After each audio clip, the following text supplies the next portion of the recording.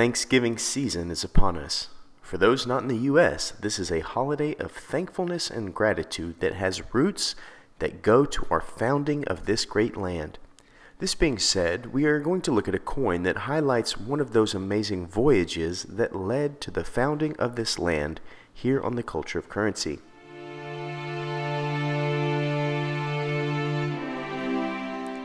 Before we get to the meat and potatoes of today's video, I wanted to offer my thankfulness to you, the viewer. Your dialogue over my time on YouTube has led me to some amazing friendships and perspectives. I love diving into your comments and once again want to afford that opportunity to you by having you comment on what you are most thankful for. Maybe it's a person or event. Maybe it's a constant like nature. Whatever it is, I would love to hear it because each of you is more important to me than just a stacker or collector. Each of you are brothers or sisters in my eyes, so the things that are important to you should also be important to me. Comment what you are thankful for and I will be blessed in reading those. Now let's dive into some relevancy on this coin. This is minted by the Pobjoy Mint, I think I'm saying that right, which is a lesser mint in England. I say lesser as it's being smaller than the Royal Mint. It's a privately held mint that makes many commemorative coins, medals, bullion, and handles the overseas currency for many ocean territories like the nation that the coin today is highlighting, the British Virgin Islands. We covered the history and culture of the British Virgin Islands in my Pegasus video, as that's their flagship coin as far as silver bullion goes. So I will not cover that, but would rather refer you to that video if you wanted any notes on British Virgin Islands history and culture.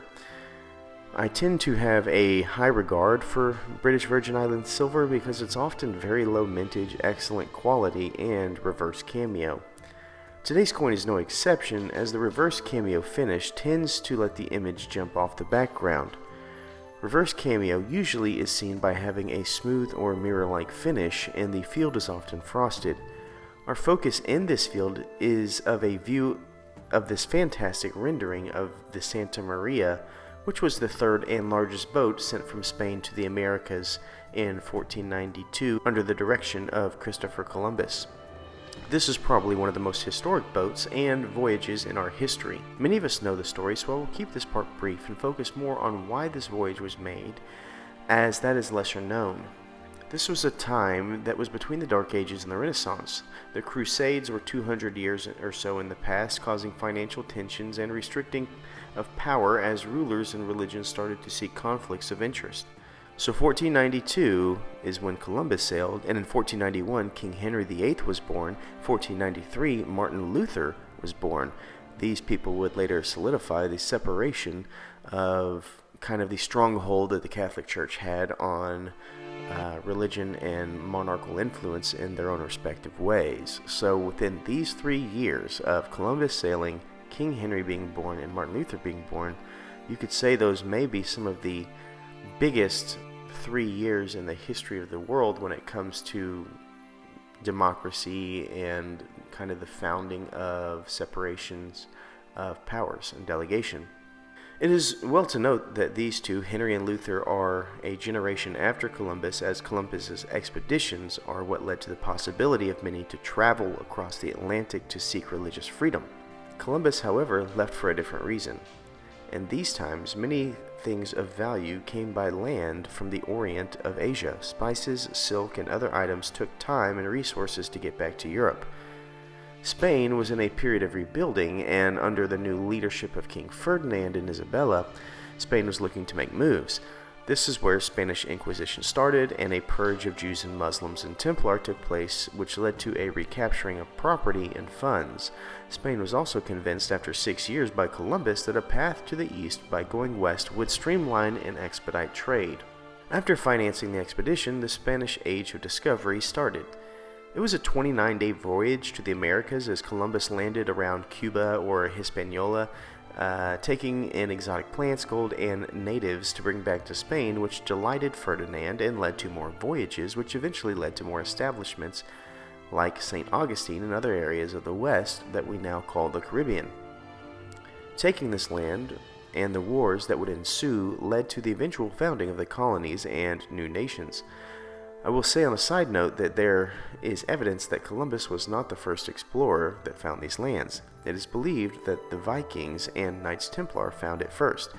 Evidence from the Templar can be found in a chapel in Scotland called the Roslin Chapel, which has iconography only found in the Americas carved in stone, such as corn. This chapel was founded in 1446, many years before Columbus sailed, but that's information for another video. Now that you understand the importance of this craft, let's dive into the coin and place it on our scale. When we look at the obverse or front, we are met with the traditional look of coins from British Virgin Islands.